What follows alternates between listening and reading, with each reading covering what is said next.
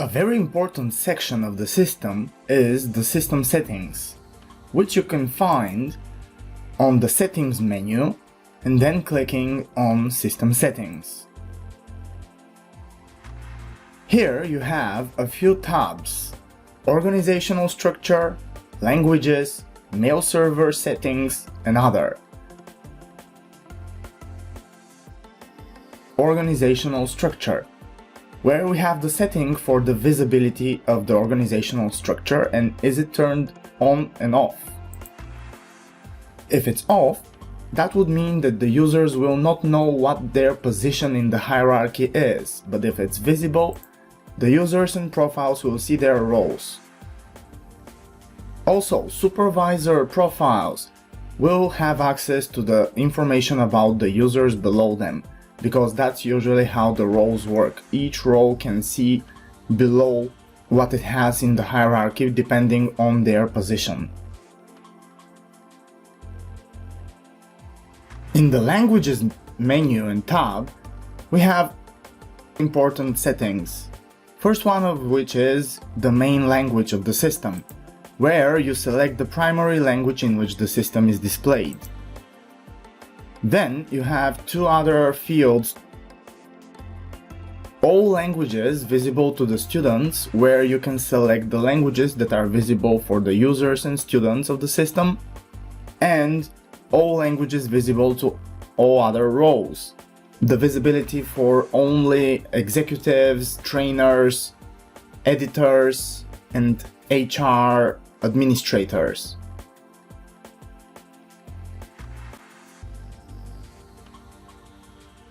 Let's add other languages to the system so that we can make it more international if we need to. Also have in mind that with time, this list of available languages will grow, and click Save. From now on, there will be editable fields for all of the languages that we assign the system to have.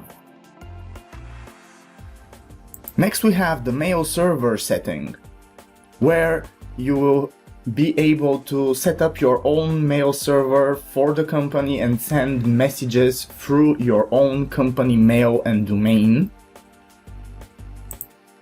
And in the other tab, the last one, we have the type of authentication method, which could be made with a username and password, as well as a Google login and a login with an Active Directory.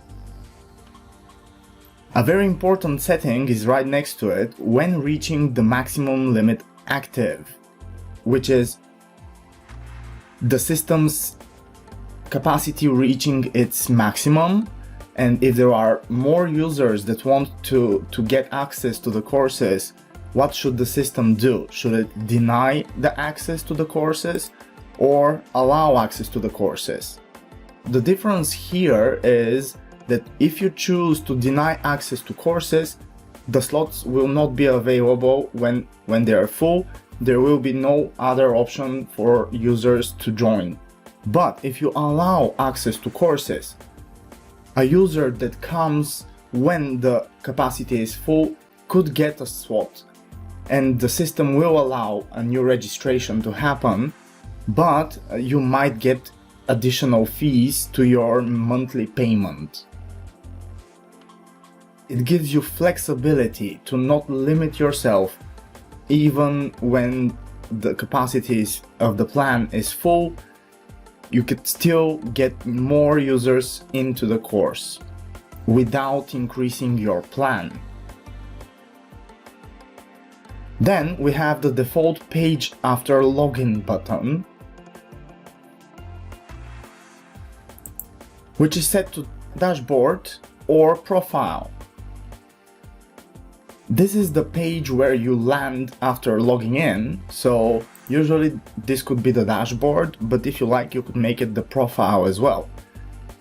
The home button here is also connected to this setting, and it will bring you to the set page. And last, we have the dashboard message, where you can write a global message for anyone you decide to inform about something. You can make announcements or you can make an introduction of some sort. So let's click save.